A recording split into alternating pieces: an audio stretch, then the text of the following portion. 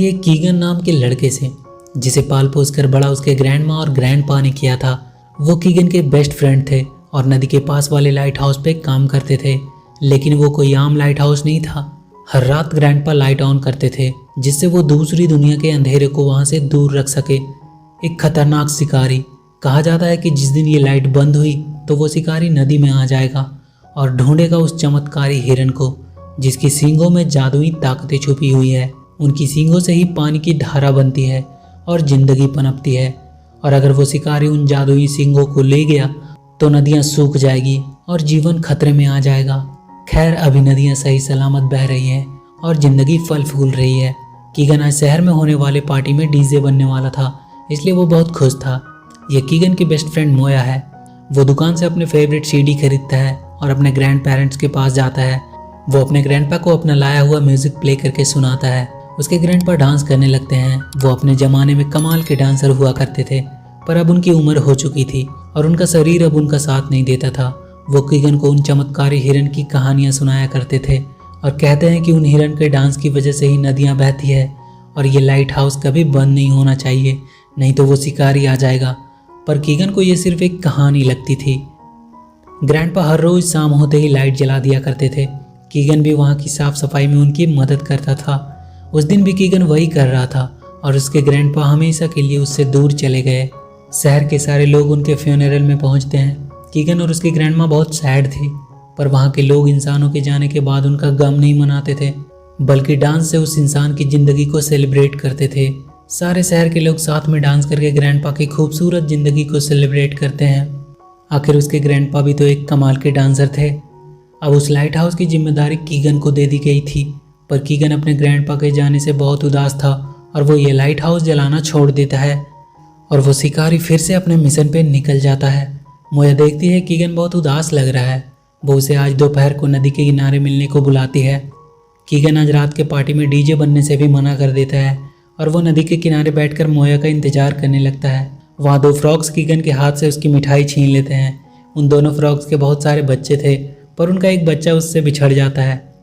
Keegan वहाँ एक पेड़ पे चढ़कर अपने फ़ोन में ग्रैंडपा का डांस देखने लगता है।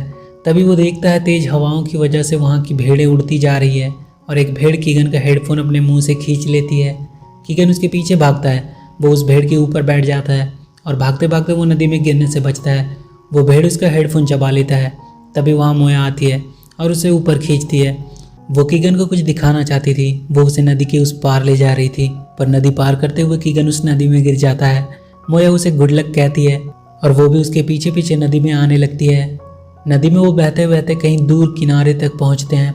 कीगन मोया से पूछता है कि चल क्या रहा है, हम कहाँ हैं और हम वापस कैसे जाएंगे। मोया डांस करते करते पानी के ऊपर चल रही थी। ये देखकर कीगन आश्चर्यचकित था कि वो ऐसा कैसे कर पा रही है। वो भी उसकी तरह पानी पे चलने का ट्राई करता है, पर वो डूब जाता है। बैठे बैठे अब रात हो चुकी थी। मोया उसे बताती है कि यहाँ वो अपनी ग्रैंड माँ के मरने के बाद आई थी। ये जगह मैजिकल है। कीगन अपने ग्रैंड पेरेंट्स की वीडियो मोया को दिखाता है। वो कहता है कि वो आखिरी बार अपने ग्रैंडपा को बाय भी नहीं बोल सका।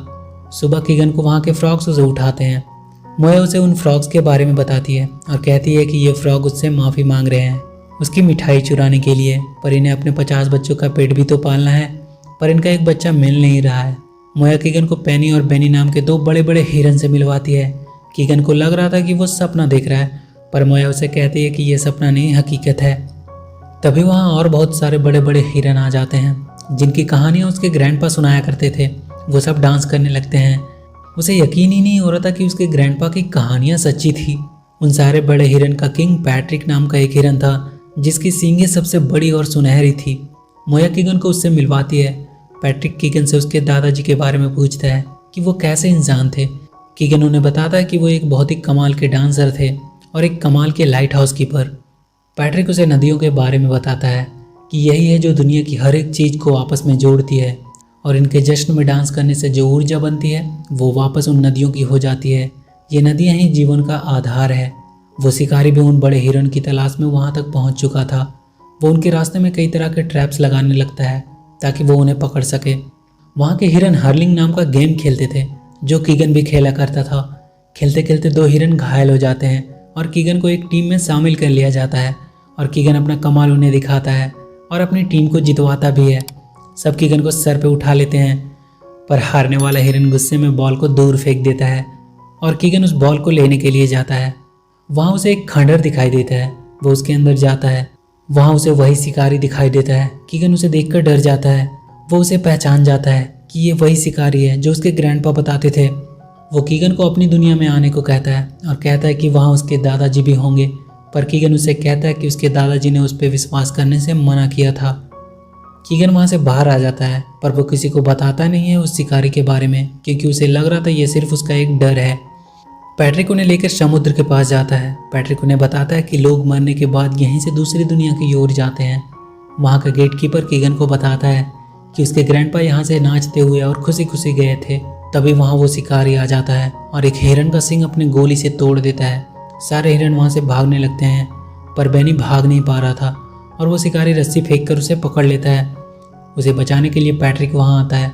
वो उस शिकारी के साथ लड़ने लगता है और वो उसे लगभग हरा ही दिया था, पर उसने कीगन को पकड़ लिया और उसके बदले में वो पैट्रिक से उसकी सींगें मांगता है और वो पैट्रिक को बांध देता है, पर पैट्रिक उसे खोलकर उसकी ओर बढ़ता है। वो शिकारी उस पर गोली चला देता है। सारी नदियां अब सूखने लगी और हर तरफ अंधेरा हो गया। कीगन उठकर देखता है पैट्रिक वहां मरा हुआ पड़ा है और उसकी सींगें भी नहीं रही। वो रोने लगता है कि सब उसकी गलती की वजह से हुआ है। अगर वो लाइट हाउस जला दिया होता तो आज ये सब नहीं होता। आखिरी बार सारे हिरन पैट्रिक को श्रद्धांजलि देते हैं। कीगन समुद्र की तरफ भागता है। वहाँ वो शिकारी सींगें लेकर जाने वाला होता है। वहाँ के गेटकीपर कीगन को कहता है कि वो सींग को पानी में गिराना होगा, जिससे नदियों में फिर से जान आ जाएगी। कीगन पत्थर मारकर उसका बंदूक नदी में गिरा देता है और उसकी लाइट भी फोड़ देता है। वहाँ की मछलियाँ भी कीगन की मदद करती है और कीगन उन सींगों को पानी में गिराने में कामयाब रहता है। पानी में गिरते ही पानी से पैट्रिक की तस्वीर बनती है और उसकी सींगों से एक रोशनी निकलती है, जिससे वो शिकारी खत्म हो जाता है। कीगन भी पानी में गिर जाता है, पर वहाँ की मछलियाँ उसे बाहर आने में मदद करती है। वहाँ उसे उन फ्रॉग्स का खोया हुआ एक बच्चा भी मिलता है, जो टैडपॉल से अब बेबी फ्रॉग में बदल चुका था। कीगन वापस लौटकर उन फ्रॉग्स को उनका बच्चा सौंप देता है।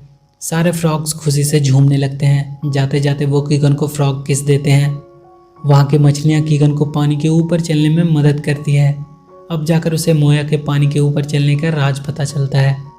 अब बेनी को वहाँ का किंग बना दिया जाता है। उसके सर पे बड़े और सुनहरे सींग उग चुके थे। कीगन और मोया वहाँ से लौटकर वापस अपने शहर आ जाते हैं। मोया कीगन से कहती है कि चलो हम आज रात पार्टी पे मिलते हैं। तो कीगन कहता है कि पार्टी तो कल थी ना। तब मोया बताती है कि हम सिर्फ कुछ घंटे के लिए ही वहाँ गए थे, कहा था ना वो जगह मैजिकल है। कीगन वापस से डीजे बनने के लिए तैयार हो जाता है और वो जाकर सबसे पहले लाइट हाउस का लाइट जलाता है और वहाँ उसे ग्रैंडपा दिखाई देते हैं। कीगन आखिरी बार उनसे मिलता है।